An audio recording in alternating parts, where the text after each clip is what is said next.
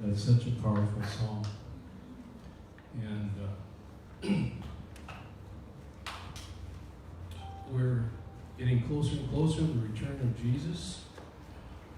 So we may live to see the reality of that song happen in our own lifetime. Well, this is the first time since the shutdown that we've been able to meet here. And I'm so thankful. There's probably some people who will view this online or through Facebook or YouTube or something.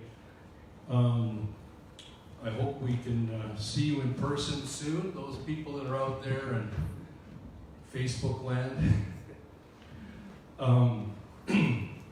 And I'm so thankful we've gone through the COVID-19 pandemic as well as we have. Fortunately, Regina has not been seriously affected at all, and I'm very, very thankful for that. We've been in the eye of a hurricane. The eye of a hurricane is calm and peaceful, while all around there's destruction happening as a hurricane spins through an area.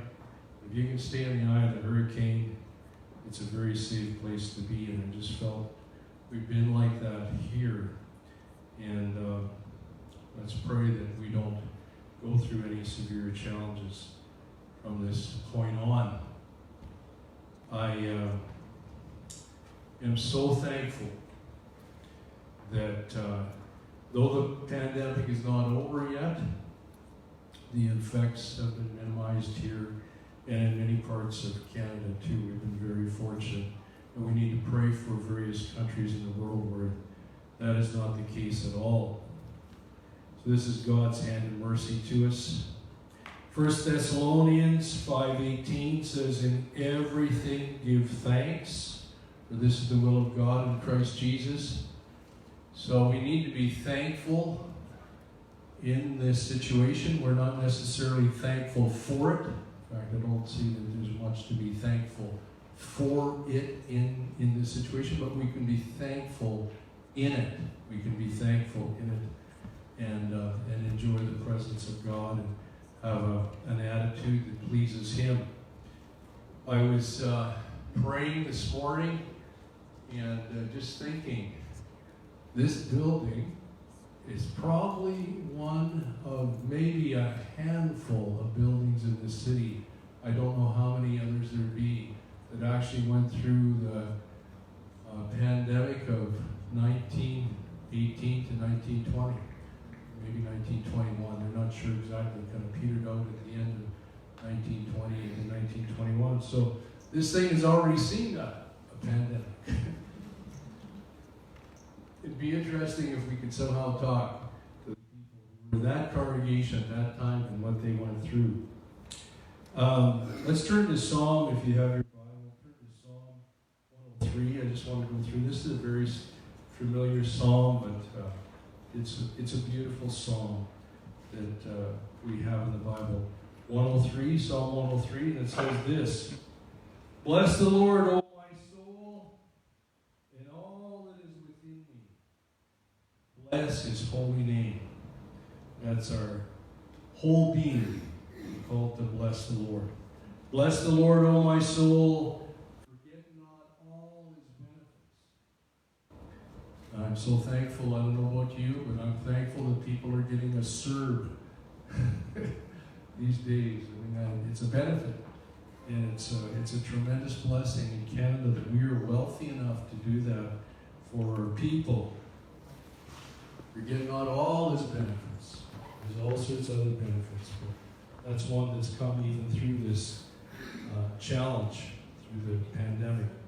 "Who forgives all our iniquities, who redeems your life from destruction, who crowns you with loving kindness and tender mercy, and satisfies your mouth with good things." One of the problems with pandemics is the shortage of food, and we're just so blessed we don't have that happening in our country.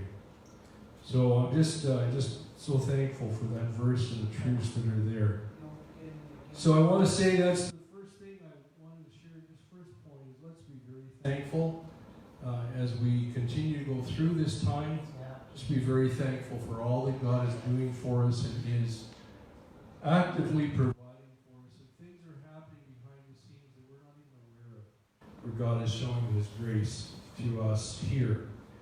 The second thing I want to say is, I think we need to just be careful and calm and not afraid. Be calm and carry on. A term that was used in the Second World War as Britain went through the greatest challenge that they'd ever faced. That was a slogan they had. Be calm and carry on. But it's actually from the Bible. In Scripture, there's a number of examples of people facing very difficult times. Isaiah 7:4 is an example. King Ahaz was under attack from Syria, the most powerful nation at that time, and they were positioned to totally destroy them. The Syrians had a strategy of just totally destroying any country they took over. They were ruthless, and so Isaiah was a prophet at the time, and when he heard that Syria was going to attack, he came to see the king, King Ahaz, and he said, "Be careful, keep calm, don't be afraid, don't lose heart, because these two smoldering stubs of firewood." Don't lose heart because of these two smoldering stubs of firewood. You know, the people were looking at these two rulers that had come against them, and they were absolutely terrified. In God's eyes, they were like a piece of wood burning in a fire. So there's a principle there. Another part, when we look at Moses was with the Israelites when they were being attacked by the Egyptians by the Red Sea in Exodus 14, 13 through 14. And he says, "Don't be afraid, just stand still. Just keep yourself calm. The Lord Himself will fight for you. Just stay calm." And that's a wonderful promise. To whatever we're facing right now, we just stay calm, we just carry on, and let God sustain us through this. We're still in the midst of this. There's been no real solution to the pandemic, but we can claim the peace of Christ in our hearts. And we can cast all our cares on Him. He cares for us. That's in Peter. And we can do the next thing. Just whatever next thing in your life comes up, do it. That's keep calm, carry on. That's what happened in Britain in the Second World War. They were being bombarded constantly. All their industries and their airports and all their factories were being bombed out. But they just got calm and carried on. And ultimately, the war turned to their favor. And I believe that's happening here. Isaiah 26:3 says, "You will keep him in perfect peace, whose mind is stayed on you, because he trusts in you." So you can have a perfect peace through this time, as long as you let your mind rest in the promises of God. Just trust in Him. Isaiah 30 through verse 15 says, "In quietness and confidence shall be your strength." Carol, you recognize that verse? Remember, Carol made us a little tie-dye years ago, and we've had it in the house ever since, and it's got that on the bottom. Quietness and confidence is your strength. So as the second return of Jesus gets nearer and nearer, we can stay calm, we can carry on. Especially, I want to challenge you.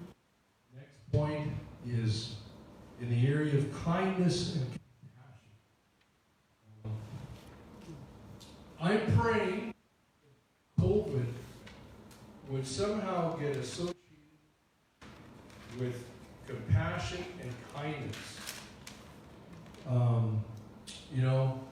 There's been a response in the nations of the world. Every nation is kind of trying to take care of themselves right now.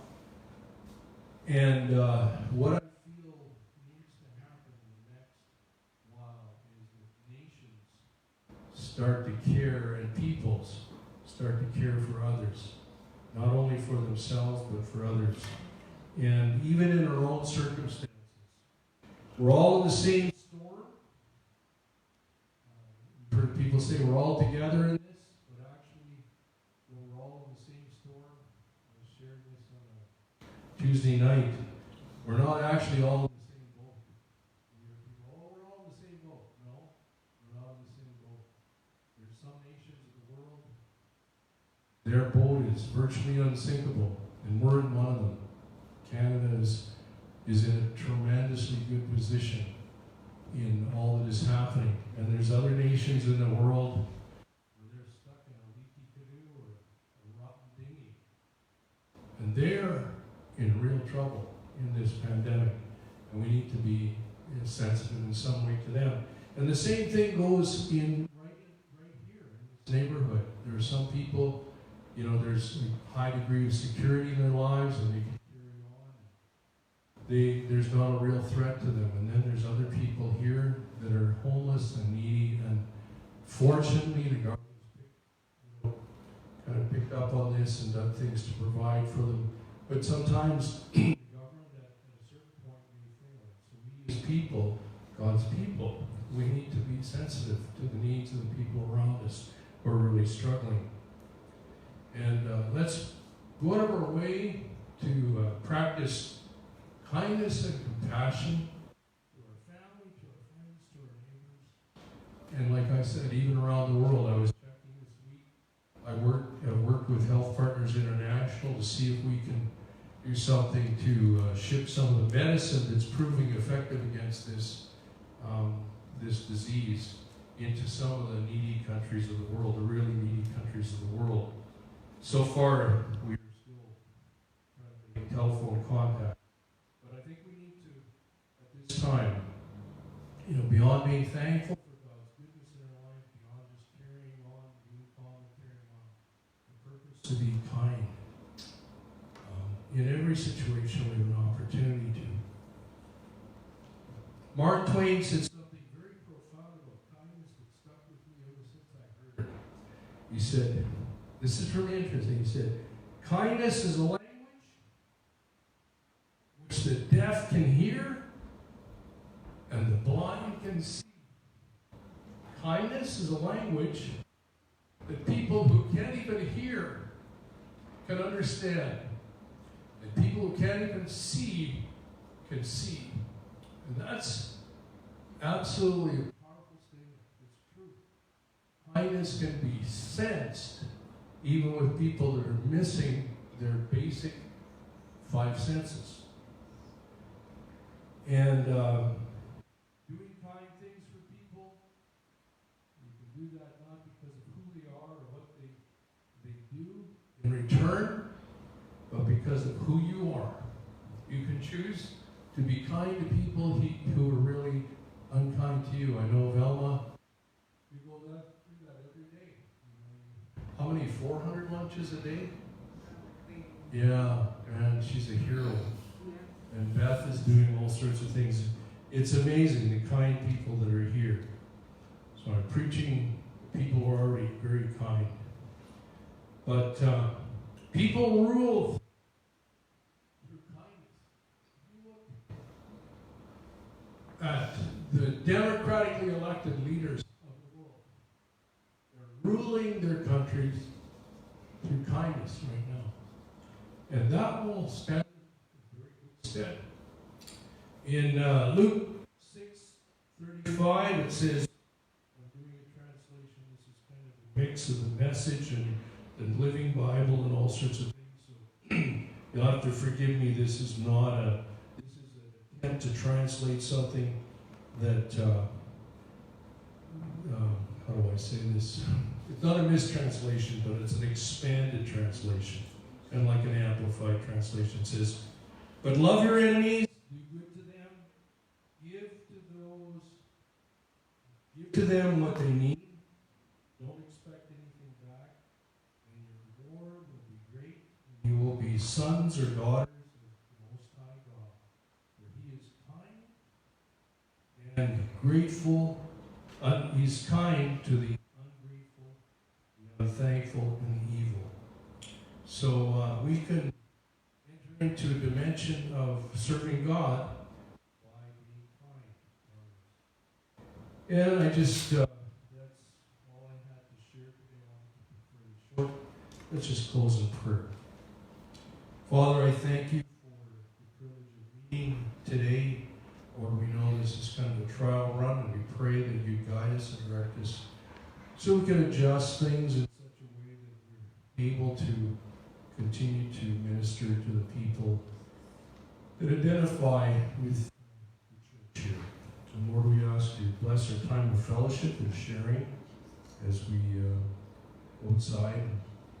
And we ask that you would continue to help us to be very thankful for all the benefits. Help us not to forget all the benefits that we enjoy here. Help us also just to stay calm and carry on doing the things that you guide us to do through this time. And Lord, again, help us be kind and compassionate. We can't do everything for everybody, but we can do some things for some people. We can help a few. And if everyone does that, it makes such a tremendous difference. So we want to be part of what you want to accomplish through this time. And Lord, we look to you. We know that your second return is near. We thank you, Lord, for the reality of that song we just sang, that we'll all bow down. You're coming back, and every eye will see you. It says every knee will bow. Lord, we look forward to that time. And we ask that you guide us and direct us, help us to fulfill your purpose and destiny for each of us until that day. Amen. God bless you. Have a good visit outside. You don't have to run away. I think there's some. There's no coffee but there's water. Water.